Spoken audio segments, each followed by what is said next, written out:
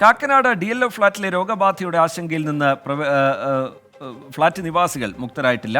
രൂക്ഷമായ രോഗബാധ അസോസിയേഷന് പിടിപ്പുകേട് മൂലം ഉണ്ടായതാണ് എന്ന് പറയുന്നവരും ആ ഫ്ളാറ്റിൽ ഒരുപാടുണ്ട്. ആവശ്യമെങ്കിൽ അസോസിയേഷനെതിരെ നിയമ നടപടി സ്വീകരിക്കുമെന്ന് ചികിത്സയിൽ കഴിയുന്ന 2 വയസ്സുകാരന്റെ പിതാവ് 24-നോട് പറഞ്ഞു. 441 പേരാണ് ഇതുവരെ വിവിധയിടങ്ങളിൽ ചികിത്സ തേടിയത്. ഫ്ളാറ്റിലെ ജലത്തിലുള്ള ഇക്കോളിൻ സാന്നിധ്യത്തെക്കുറിച്ച് അവിടുത്തെ നിവാസികളോട് പറയാതിരിക്കുക. രോഗലക്ഷണങ്ങളും പലരും ആശുപത്രിയിൽ ചികിത്സ തേടിയിട്ടും ആരോഗ്യ പ്രവർത്തകരെ വിവരം അറിയിക്കാതിരിക്കുക. എന്തുകൊണ്ടാണ് ഫ്ളാറ്റ് അസോസിയേഷൻ ഇത്തരം കാര്യങ്ങൾ മറച്ചുവെച്ചത്? DLFിലെ ഈ രോഗബാധ പിടിപ്പുകേടുകൊണ്ട് വന്ന് സംഭവിച്ചതാണ്.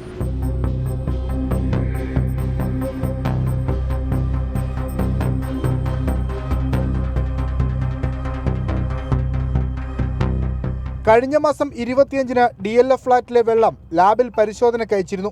ഈക്കോളി സാന്നിധ്യം കണ്ടെത്തിയെങ്കിലും അസോസിയേഷൻ ഭാരവാഹികൾ മനഃപൂർവ്വം മറച്ചുവെച്ചെന്നാണ് ആരോപണം.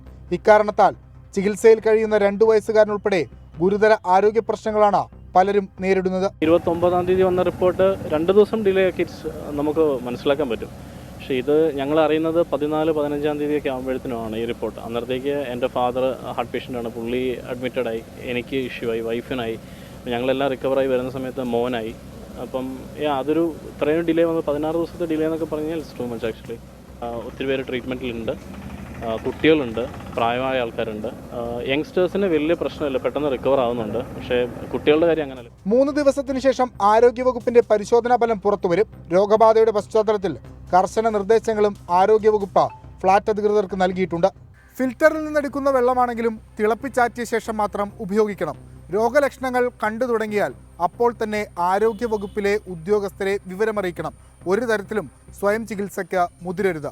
ഫ്ളാറ്റിലേക്ക് വാട്ടർ ടാങ്കുകൾ എത്തുമ്പോൾ അവരുടെ രജിസ്റ്റർ കൃത്യമായി സൂക്ഷിക്കാൻ തയ്യാറാകണം.